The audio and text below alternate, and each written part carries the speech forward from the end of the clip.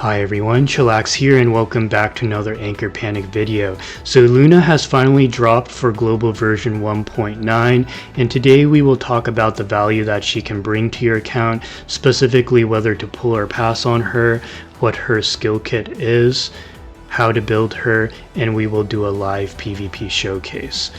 So Luna is an ice defender who protects your allies by generating Moonblade stacks to soak up incoming skill damage, as well as generate a Moonlight Aegis, which is a barrier that can soak up incoming attacks and shatter and nullify damage, and this can keep your team alive. This is very useful across all game modes, especially in arena PvP where the enemies tend to hit pretty hard. And she is a staple for a lot of CN players. If you look on the Bilibili website, she's everywhere. And Luna is quite valuable as an operator, certainly one of the best defenders in the game. So for this reason, if you're a free-to-play player, in terms of pulling or passing, I would say that you can safely spend 30 summons on her. And if you secure her, great. If not, just save your summons to carry the pity over to the following banner, version 2.0, because it is highly likely the next banner will feature a limited time operator, and you can always fail the pity for Luna in the future, so you shouldn't FOMO on her. And you can safely skip her signature Sigil because it doesn't add anything new to her kit. It just accelerates her Moonblade generation as well as give her more damage reduction. Now if you're a low spender, I think she is worthwhile to secure one copy of her as well as one copy of her signature Sigil. This will make her a very valuable addition to your advanced arena team, your normal arena team, as well as most PvE game modes. And then if you're a whale, I would say if you want more consistent uptime on her energy burst, then securing Ascension 3 or higher makes a lot of sense because you get extra pre-filled energy whenever your Moonblade is consumed, and whenever the Moonlight Aegis shatters, she will generate another Moonblade. Okay, so now moving to her skins. So this is one Battle Pass skin that you can purchase called the Sleepless Spring Night. I'll go ahead and hide my camera and show the animation for you guys to enjoy.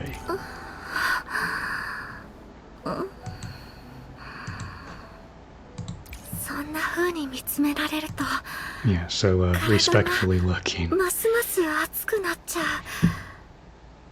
Alright, this next actually might get me banned, but let's take a chance, cause, you know, for the views.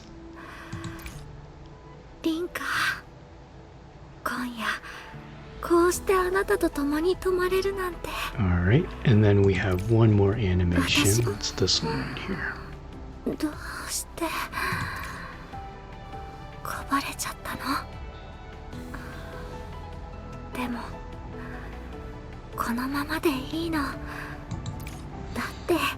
Alright, so let's move on to her skill set. And by the way, there's also a bunny skin that you can get if you so choose. That is this one right here. I haven't purchased it yet, but if you want, you can check Cynetic's live stream. Shout out to you, my man. He did secure the skin if you want to see it on his YouTube channel. Alright, so let's go over her skill set. Her talent 1, at the start of each turn, gains 1 Moonblade. When the enemies deal skill damage to allies, Luna consumes 1 Moonblade to absorb and store 25% of the damage. While Luna is on the battlefield, she will increase the allies' max HP by 7.5% of her own max HP. So it makes a lot of sense to stack as much HP on her as possible, because this will also increase your allies' max HP as a proportion of her own. And then for her talent 2, at the start of battle, Luna creates 1 full moon radiance. This is kind of like a battlefield effect, kind of like Tia's stargazing state. And while under this environmental effect, she will get certain additional effects. While Luna is on the field and has consumed 5 Moonblades, she will remove all control effects from herself and activate the Moonlight Aegis. And this is the barrier that takes all incoming damage. It specifies basic attack and skill damage here. However, in practice, she also mitigates follow-up attacks as well as energy burst. The damage absorption limit of Moonlight Aegis is equal to the total absorbed damage from 5 Moonblades plus 30% of Luna's max HP lasting 2 turns. So yet again, scales off of Luna's max HP. Moonlight Aegis prioritizes damage calculation. If exceeding its absorption limit, it will shatter and negate that instance of damage. Sometimes this can come at a very crucial moment, and it functions like an AoE parry by Thunderrock. If Moonlight Aegis is reactivated during its duration, the previous instance will be replaced. So you cannot stack Moonlight Aegis, you will simply replace it. Her basic attack as well as her skill are just single target damaging abilities, and then her energy burst, Pure Radiance, Luna will immediately gain 2 Moonblades and create a full Moon Radiance in the scene lasting 2 turns. So this is the same environmental effect that she procs with her talent 2, however because it only lasts for 2 rounds, you need to cast your energy burst in order to keep it up. Allies in the Full Moon Radiance have a 43.2% chance to grant Luna 1 Moonblade when taking skill damage. Up to 5 Moonblades can exist at a time. Now this ability is important because in arena PvP, if you have a speed tie, the enemy can outspeed you. And this is a problem because, the opponent can potentially defeat you, pick up some KOs before you start to move. And this can kind of help with your survival as you're praying that you survive to your turn. Because whenever the enemy hits you with a skill damage, you have the potential to generate 1 Moonblade to replace the one that just got consumed, if that makes sense. Yeah, so that's quite nice. And then for the Ascension, if you get her Ascension 3, this will give her some pre-filled energy, 5% specifically, whenever a Moonblade is consumed. And when the Moonlight Aegis shatters or is swapped, she will gain 1 Moonblade. And if you get her Ascension 6, the energy generation doubles to 10% per Moonblade expended, and she will generate 2 Moonblades when the Moonlight Aegis is shattered or is swapped. From my experience with Ascension 6, it pretty much makes it so that she energy bursts every round, and on top of that, she maintains quite frequent uptime of Moonlight Aegis, which is very useful for survivability. Now for her Stellaron, she has multiple HP boost percentages, as you can see here. From a free-to-play perspective, I think it's reasonable to spend 10 Ice Resonance bottles to snag the first 2 nodes, and if you like Luna a lot and value her in PvP, it would make sense to spend a little bit more to snag these 2 nodes right here to get an HP buff as well as defense buff. Now, getting up to here is quite expensive. I think it's like 110 resonance bottles as well as like 10 Moonlight cores or Stellaron cores. So for this reason, I recommend stopping here and then working your way to the left to snag the other HP bonus. It's not that much less than this one, and it's significantly cheaper. So that's what I recommend if you do decide to Stellaron her. And then I don't think her talent 1 or 2 are very necessary to secure because both her talent 1 and talent 2 scale off of her base HP, and you can naturally snag them with these nodes. So yeah, it's like super Leviathan territory. Okay, and then her signature Sigil grants base HP as well as 7% damage reduction at base copy, and if equipped by Luna, immediately gains 2 Moonblades at the start of battle, and has a 40% chance to gain 1 Moonblade when releasing a skill or energy burst. And damage reduction further increases by 4% when under the Full Moon Radiance. So what this essentially means is that at base copy, she will have 11% damage reduction for herself, start off with 2 extra moon blades at the start of battle and generate or have a chance to generate an extra moon blade whenever she herself casts a skill or an energy burst. So it's quite nice quality of life, but not super mandatory. Okay, so let's go over her builds now. So after some discussion with Kwa Sensei, I do believe that 4-piece HP, 2-piece defense set is going to be the most optimal. This will give her 17% defense bonus, 20% base HP, 5% damage reduction for herself, and potentially an extra bit of healing effect if her HP dips below 50%. And Kwa Sensei was the one who convinced me. I will have his explanation in the comment section below. I had originally built the 4-piece block 2-piece HP, which I still think is a very solid set, but due to Kwa's explanation, I do think that this set is slightly better.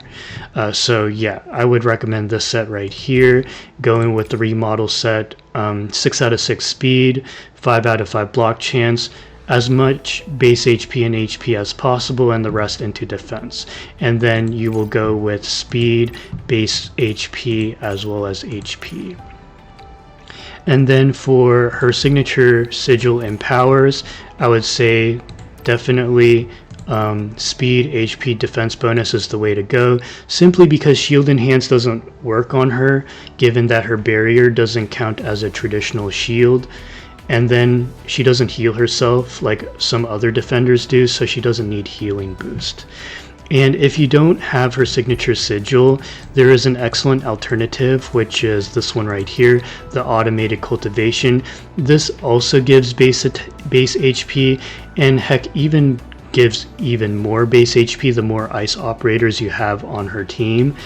So for this reason, it pretty much fuels her kit as well, without the mandatory, getting her signature sigil. So an excellent alternative right there. Okay, so now let's go over a normal arena showcase.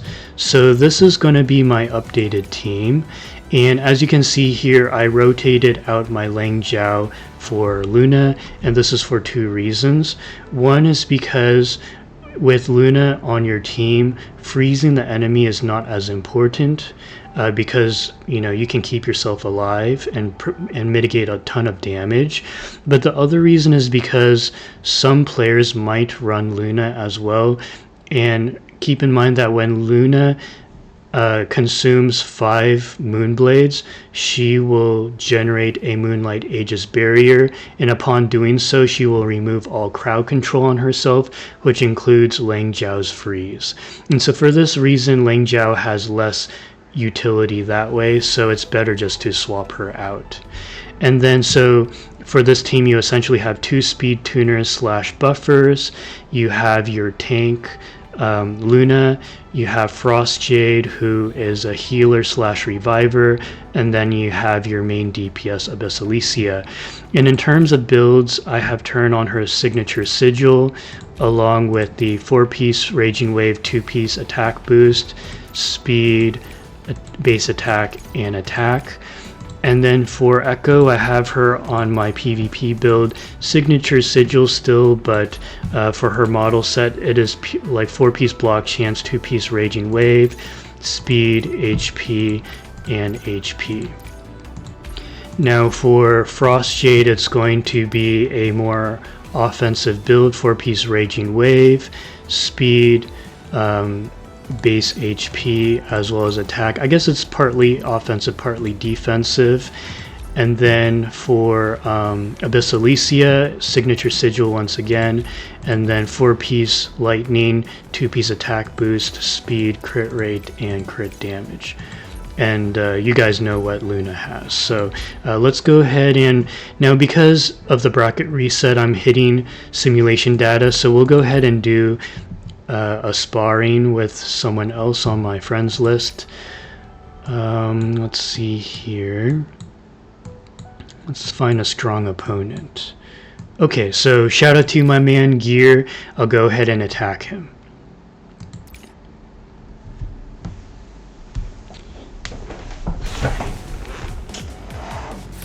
Okay, so he's going to outspeed me. I have my full moon radiance activated. He's going to start moving with his what's it called, Mercedes, and that procs the Rose follow-up attacks.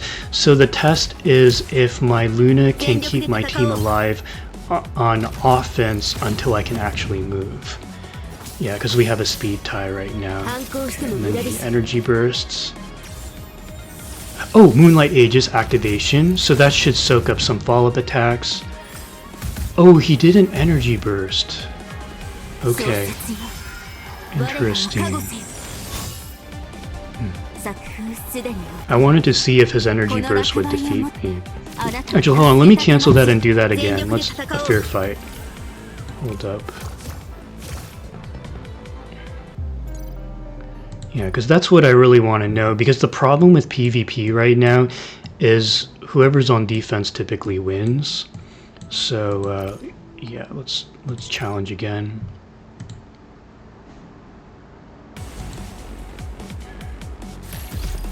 Okay, so I activate my my Radiance. Okay, Mercedes outspeeds me. I think we can speed this up a little bit. I'm at 3 Moonblade stacks right now. 4. I'm at 4. Let's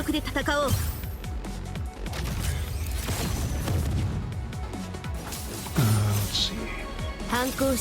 So I consumed 1, but didn't generate 1.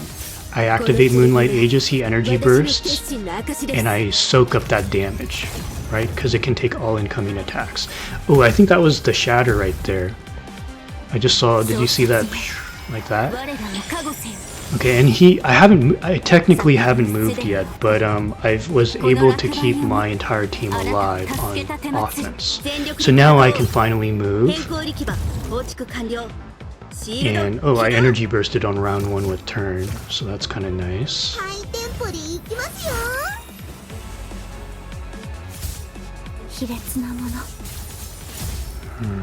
And then I energy burst on round 1, so I get 2 extra Moonblades. I'm at 5 Moonblade stacks. Okay, so now I'm going to generate the Frost Domain with Frost Jade. Okay, so we've stabilized now, thank the Lord. So he's still going to attack me. Okay, let's see if I can do an energy burst here. Oh, I did not. Wow, okay, so this is like worst case scenario for me. But I energy burst again. And then I'm going to turn off, hopefully, Electro Ban some energy bursts on the opponent's side. So now I have control of the speed. Oh, and I shut off his energy burst on turn, so that's nice. His Mercedes will still energy burst.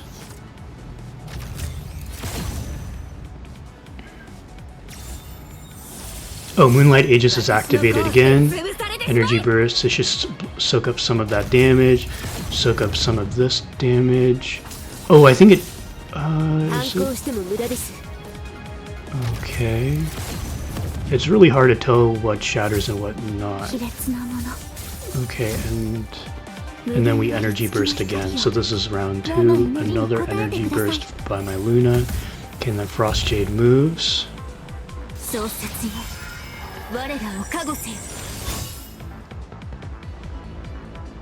Okay, and then his Frost Jade moves. Now, I don't think we picked up any KOs by my Abyssalicia because we didn't ult, right? So this is going to be a longer than normal match. And I'm not sure if I'm going to win this. We'll see.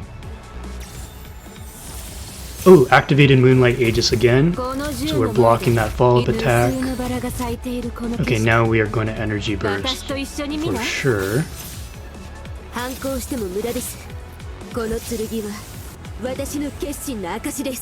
Okay. And then we're moving again. Oh, and then he cuts in. And then my Echo moves. And we're at 5 Moonblade stacks again. That stack right there.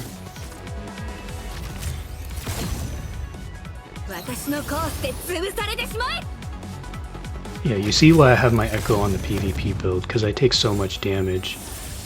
Moonlight Aegis is activated again. Okay, can we nullify that? Yep, we nullified that energy burst. Okay, this is a close battle. Okay, so we energy bursted there. Our turn is down, unfortunately. I think this might be a loss. Yeah,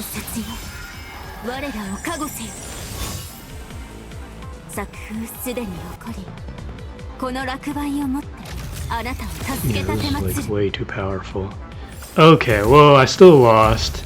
But, I mean, that's because I did an energy burst on turn 1, I think. But I don't know. It's not over till it's over.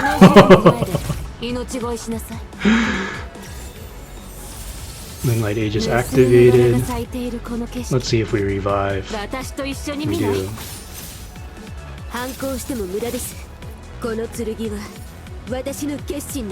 Ooh! It's not over till it's over, guys. We're still in it to win it. So stressful. Yeah, our Moonlight Aegis is activated right now. And then it should shatter. Probably. Ooh, can we stay alive? Oh, I think we're alive. Moonlight Aegis activated. Energy burst. So we're back up to 3 stacks of Moonblades.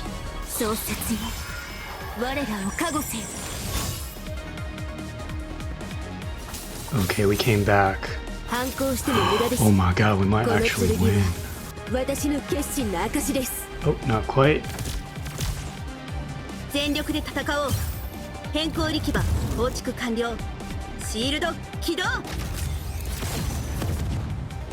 Oh, he revived! But we have our Aegis up.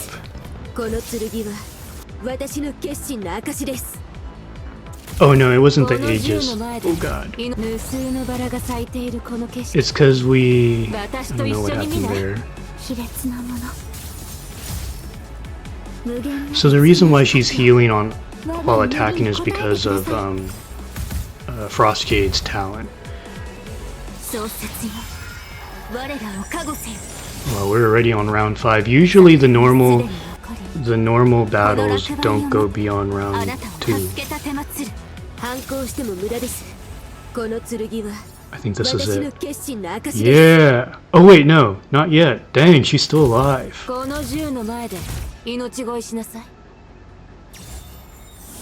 Moonlight Aegis activated. Oh, for the win. Wow, that was a good match. That was a good match. Okay, so I hope you found this informative. So I hope you enjoyed this content, and if you haven't already, please consider dropping a like, comment, and subscribe, and I will catch you in the next video. Take care.